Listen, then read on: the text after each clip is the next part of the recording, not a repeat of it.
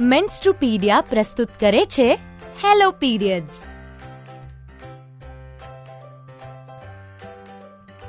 આ વાર્તા છે 3 બહેનપણીઓની, જે આજે આપણી સાથે એક ખૂબ જ જરૂરી અને મજાનો વિષય શીખવાની છે. તો તમારા મગજના બધા દરવાજા ખોલી દો અને કાનોને સાવધ રાખો. આવો મળીએ પિંકીને. એ આજે પૂરા 9 વર્ષની થઈ ગઈ છે. એની બહેનપણીઓ જીયા, મીરા અને પ્રિયા દીદી, જે એક ડોક્ટર છે, સાથે મળીને ઘરે પિંકીની વર્ષગાંઠ ઉજવી રહ્યા છે. એવામાં મીરાની નજર દિવાલ પર લાગેલા પ્રિયાના ફોટા પર પડી. અરે પ્રિયા દીદી, તમે બાળપણમાં એકદમ પિંકી જેવા જ દેખાતા હતા. હા મીરા, એકદમ સાચી વાત છે તારી. એક નાની અમસ્તી છોકરીમાંથી યુવતી બનવાની સફર ખૂબ જ મજાની હોય છે.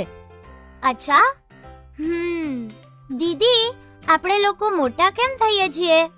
મીરા, આપણે લોકો પિયુષ ગ્રંથિને કારણે મોટા થઈએ છીએ. પિયુષ ગ્રંથિ એટલે શું? પિયુષ ગ્રંથિ તમારા મગજના નીચેના ભાગમાં આવેલી વટાણાના દાણા જેવડી નાનકડી ગ્રંથિ હોય છે. જ્યારે મોટા થવાનો સમય આવે છે ને, ત્યારે પિયુષ ગ્રંથિ તમારા શરીરમાં અમુક ખાસ રસાયણ છોડે છે, જેને હોર્મોન્સ કહેવાય છે. આ હોર્મોન્સ શરીરના જુદા જુદા અંગોનો વિકાસ કરે છે, અને જેને લીધે તમે ઘણા પ્રકારના શારીરિક અને ભાવનાત્મક ફેરફારો અનુભવો છો. કયા પ્રકારના ફેરફારો દીદી? ઘણા બધા ફેરફારો, જેમ કે તમારી ઊંચાઈ વધશે, સાથે સાથે જ વજન પણ વધશે. છાતી પર સ્તનનો વિકાસ શરૂ થશે, કમરનો ભાગ પણ પહોળો થશે, અને હા, તમારી બગલ અને જનનાંગોની આજુબાજુ વાળ પણ ઉગવાની શરૂઆત થશે. આ બધા ફેરફારોની સાથે સાથે અમુકવાર તમને તમારી યોનિમાંથી સફેદ ભીનો પદાર્થ નીકળતો દેખાશે, જેને યોનિ સ્ત્રાવ કહે છે. આ એકદમ નોર્મલ કહેવાય અને ચિંતાની કોઈ જ જરૂર નથી. દીદી, યોનિ એટલે એ એક જગ્યા ને જ્યાંથી આપણે પેશાબ કરીએ છીએ? ના પિંકી, યોનિ અલગ હોય છે. જો હું તને વિસ્તારથી સમજાવું. આપણા 2 પગની વચ્ચે 3 છિદ્ર હોય છે. સૌથી ઉપર હોય છે મૂત્રમાર્ગ. આ નાના છિદ્રમાંથી પેશાબ બહાર આવે છે. એની નીચે આવે છે યોનિ. આ છિદ્ર મૂત્રમાર્ગ કરતા થોડું મોટું હોય છે. બાળકનો જન્મ આ યોનિ માર્ગથી જ થાય છે, અને સૌથી છેલ્લે મળદ્વાર હોય છે. અહીંથી શરીરમાંથી મળ બહાર નીકળે છે. દીદી, છોકરીઓની જેમ શું છોકરાઓમાં પણ મોટી થતી વખતે બદલાવ આવે છે? બિલકુલ જીયા. છોકરાઓ ઝડપથી લાંબા થાય છે. એમની છાતી અને જનનાંગોની આજુબાજુ વાળ ઉગવા માંડે છે. એમનો અવાજ ભારી થાય છે, અને ચહેરા પર દાઢી ઉગવા માંડે છે. છોકરાઓ અને છોકરીઓ બંનેમાં મોટા થતી વખતે બદલાવ આવે છે.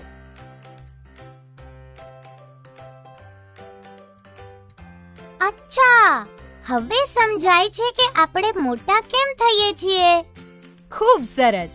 હવે એક વાત કહો, શરીરના સારા વિકાસ માટે કઈ કઈ ચીજોની જરૂર હોય છે? દૂધ અને લીલા શાકભાજી અને ફળ પણ. આપણે કસરત પણ કરવી જોઈએ. અરે વાહ, તમે બધા તો ખૂબ હોશિયાર છો. સાચું કહ્યું. શારીરિક વિકાસ માટે શરીરને ઘણા પોષક તત્વોની જરૂર હોય છે. જો ખાવામાં જુદા જુદા રંગના ફળો, શાકભાજી અને અનાજનો સમાવેશ કરીએ, તો બધા જ જરૂરી પોષક તત્વો આપણને આસાનીથી મળી જશે. આવું એક ખૂબ જ જરૂરી પોષક તત્વ છે આયર્ન. તમને ખબર છે આયર્ન શરીર માટે કેમ જરૂરી છે? કેમ દીદી? લોહીમાં ઓક્સિજનના વહન માટે આયર્ન જરૂરી હોય છે. શરીરમાં આયર્નની ઉણપથી એનિમિયા થઈ શકે છે, જેને લીધે આરામ કરવા છતાં પણ તમને અશક્તિ અને ખૂબ થાક લાગ્યા કરે. ઓહ, પણ અમને આયન ક્યાંથી મળશે દીદી?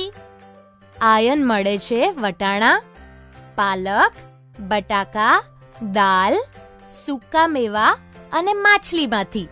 અને હા, જો આયનને વિટામિન સી યુક્ત ભોજન સાથે ખાવામાં આવે તો શરીરમાં આયનનું શોષણ વધુ માત્રામાં થાય છે. વિટામિન સી મળે છે આમળા, સંતરા, લીંબુ અને કેરી જેવા ફળોમાંથી. અરે વાહ, કેરી તો મારું મનપસંદ ફળ છે. ખાવાની વાત કરતા કરતા તો ભૂખ લાગી ગઈ દીદી. હા પિંકી, ચાલો જઈને ગરમા ગરમ ખાવાનું ખાઈ લઈએ.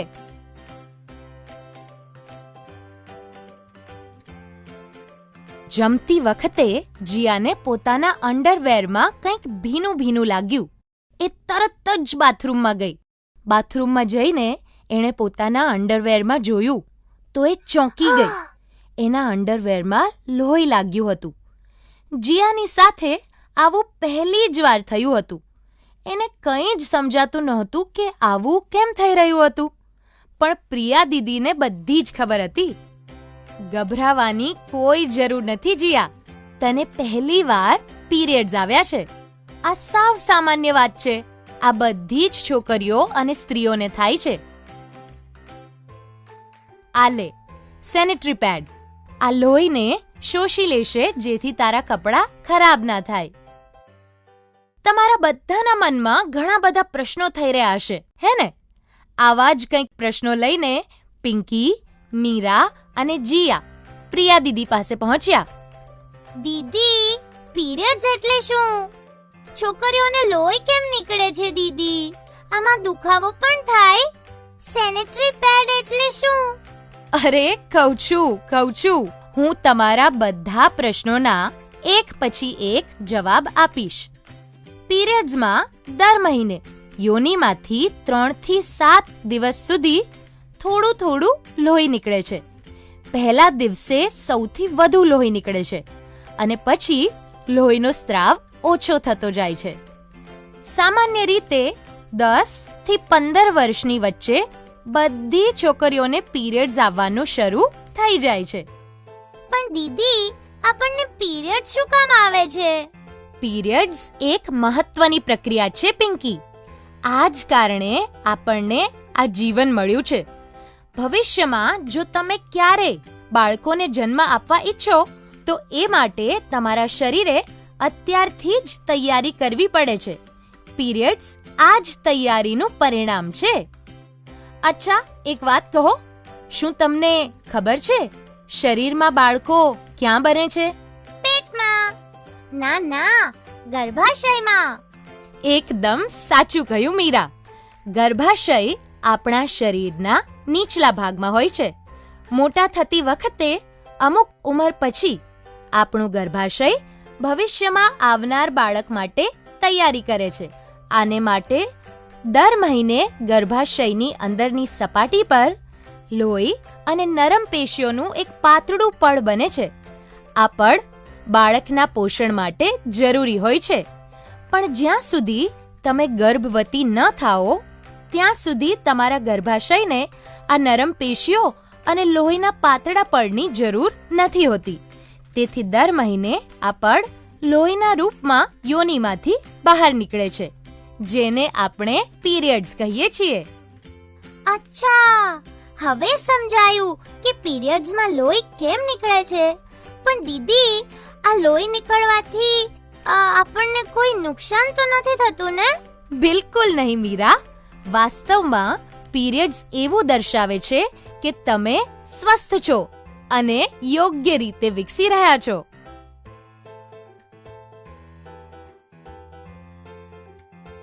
દીદી, પીરિયડ્સ કેમ આવે છે એ તો સમજાઈ ગયું. પણ શું આપણે આગળથી જાણી શકીએ કે આપણા પીરિયડ્સ બીજી વાર ક્યારે આવશે? ચોક્કસ જાણી શકીએ. દરેક છોકરીને એના પીરિયડ્સ નિયમિત સમયે આવતા હોય છે. આ સમયગાળો માસિક ચક્રનો સમયગાળો હોય છે. જો હું એક ઉદાહરણ આપીને સમજાવું.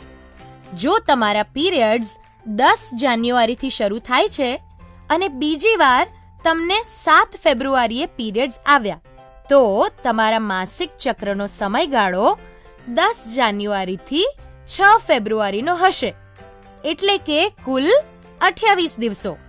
આનો અર્થ એ થાય કે તમારું માસિક ચક્ર 28 દિવસનું છે. તમને દર 28 દિવસ બાદ પીરિયડ્સ આવવાની શક્યતા છે. પણ યાદ રાખો, દરેક છોકરીના માસિક ચક્રનો સમયગાળો અલગ અલગ હોય છે. અરે વાહ! તો પછી આ રીતે હું આગળથી જાણી શકું કે મને આવતી વખતે પીરિયડ્સ ક્યારે આવશે? આ તો તમે ઘણી સારી વાત કીધી. હું મારા આવનારા પીરિયડ્સ માટે તૈયાર રહી શકીશ.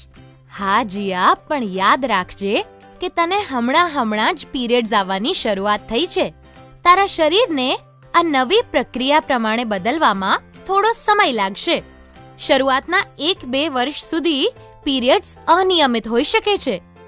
કોઈ પણ કારણે જો તમારા પીરિયડ્સ 10 દિવસથી વધુ ચાલે અથવા તમારા પીરિયડ્સમાં એટલું બધું લોહી વહેવા માંડે કે દર કલાકે પેડ બદલવા પડે અથવા જામેલા લોહીના મોટા મોટા ગાંઠા પડે તો ડોક્ટરને અચૂક બતાવો. દીદી, મારા પેટમાં થોડો દુખાવો થઈ રહ્યો છે. શું કરું? જીયા, પીરિયડ્સ દરમિયાન ઘણી બધી છોકરીઓને પેટના નીચલા ભાગમાં દુખાવો અથવા વંઠ થઈ શકે છે. લોહીને શરીરમાંથી બહાર કાઢવા માટે ગર્ભાશય સંકોચાય છે, જેને લીધે અમુક છોકરીઓને ક્યારેક દુખાવો થઈ શકે છે. આ સામાન્ય વાત છે અને આમાં ગભરાવાની કોઈ જ જરૂર નથી. અમુક છોકરીઓને પીરિયડ્સ દરમિયાન શરીરમાં થઈ રહેલા ફેરફારોને લીધે મોઢા પર ખીલ પણ થઈ શકે છે, માથું દુખી શકે છે અથવા એમનો મૂડ સારો કે ખરાબ થાય છે. આ તકલીફોનો સામનો કરવા માટે હું તમને થોડા ઉપાયો બતાવું. રોજ અડધો કલાક એકદમ ઝડપથી ચાલો. બાલાસન, પતંગિયું આસન અને ભુજંગાસનમાં બેસીને 5 વખત ઊંડા શ્વાસ લો. પેટમાં દુખે તો પેટના નીચલા ભાગમાં ગરમ પાણીની થેલીથી શેક કરો. ખૂબ પાણી પીઓ અને બરાબર ઊંઘ લો. માસિકના વર્ષોમાં શરીરને સૌથી વધુ જરૂર હોય છે આયનની. તો આયન અને વિટામિન સી યુક્ત ભોજન કરવાથી પણ પીરિયડ્સમાં થનારી તકલીફોમાં ઘણી જ રાહત રહેશે. તો શું આ પીરિયડ્સ આપણને આખી જિંદગી રહેશે? ના મીરા, પીરિયડ્સ 45 થી 55 વર્ષની ઉંમરની વચ્ચે પોતાની જાતે જ બંધ થઈ જાય છે અને એને મેનોપોઝ કહે છે. તો એનો અર્થ એ કે આપણી મમ્મીઓને પણ પીરિયડ્સ આવે છે? હા પિંકી, જ્યાં સુધી તેઓ 45 કે 55 વર્ષના ના થાય ત્યાં સુધી એમને પણ પીરિયડ્સ આવતા રહેશે. હું તો કહીશ કે તમે બધા પોતપોતાની મમ્મીઓ સાથે પીરિયડ્સ વિશે વાત કરો, કારણ કે મોટે ભાગે છોકરીઓના પીરિયડ્સના અનુભવો એમની મમ્મીઓના અનુભવો જેવા જ હોય છે.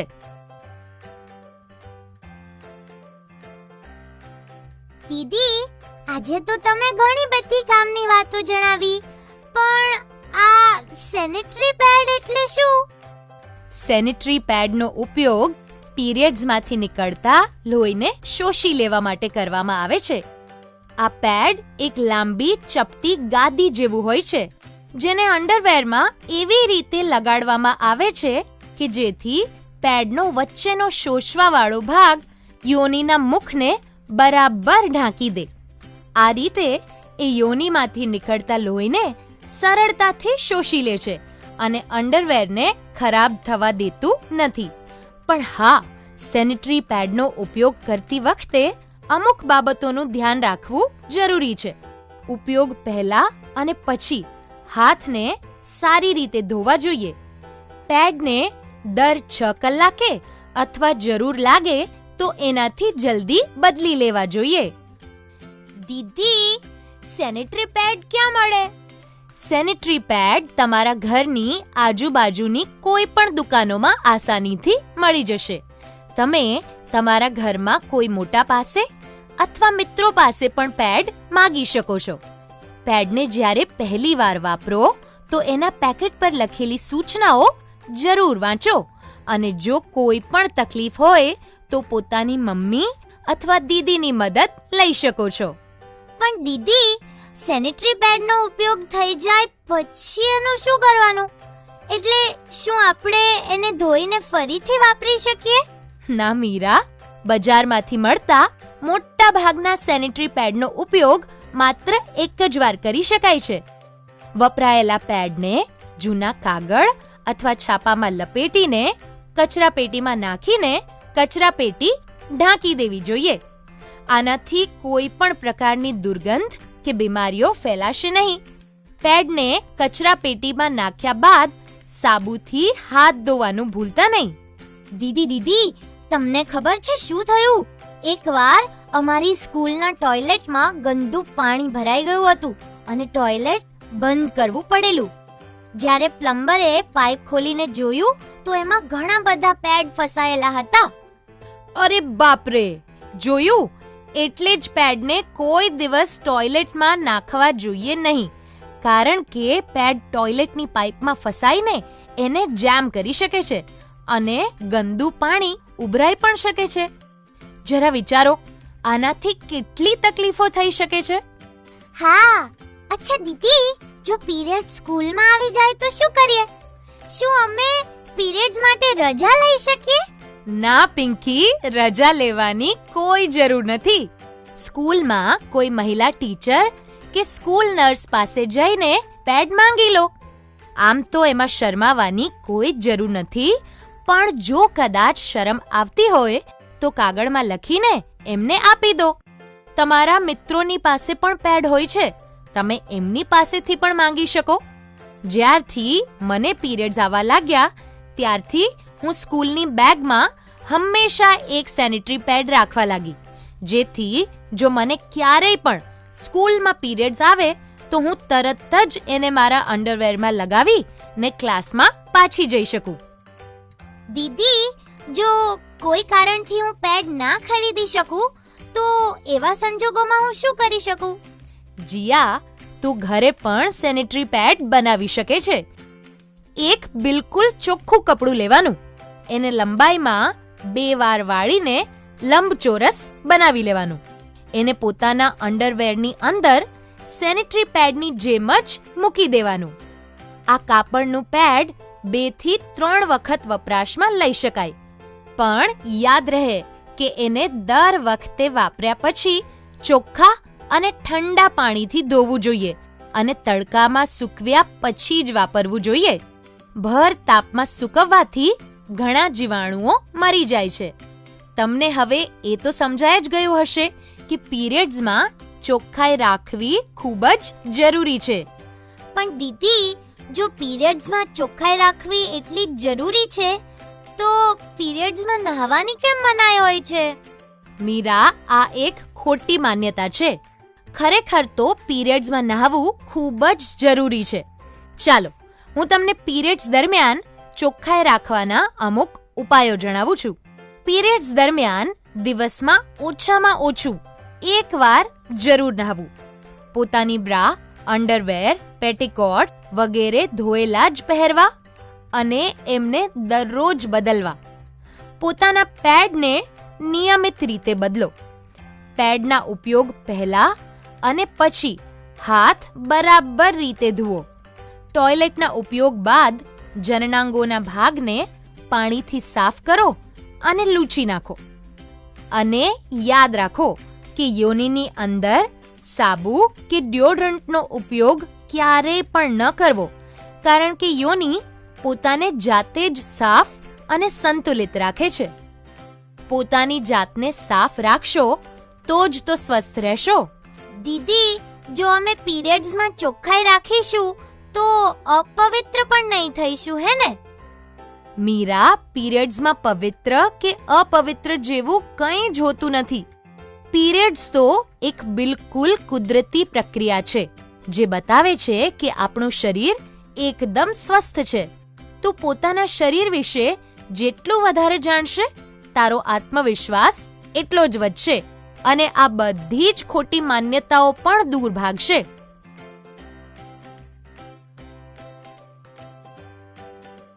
પીરિયડ્સમાં નાની મોટી તકલીફો તો બધાને જ થાય છે, એટલે પીરિયડ્સમાં હંમેશા એકબીજાની મદદ કરો અને એકબીજાનું ધ્યાન રાખો.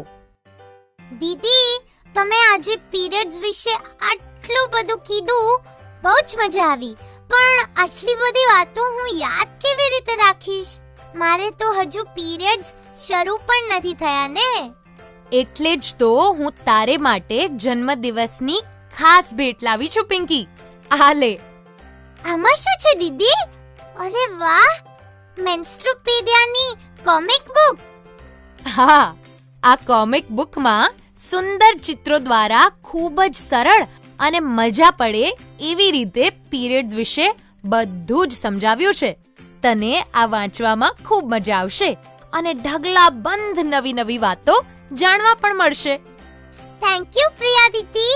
હું મીરા અને જીયા સાથે મળી અને આ વાંચીશ, હે ને? હા, ચોક્કસ.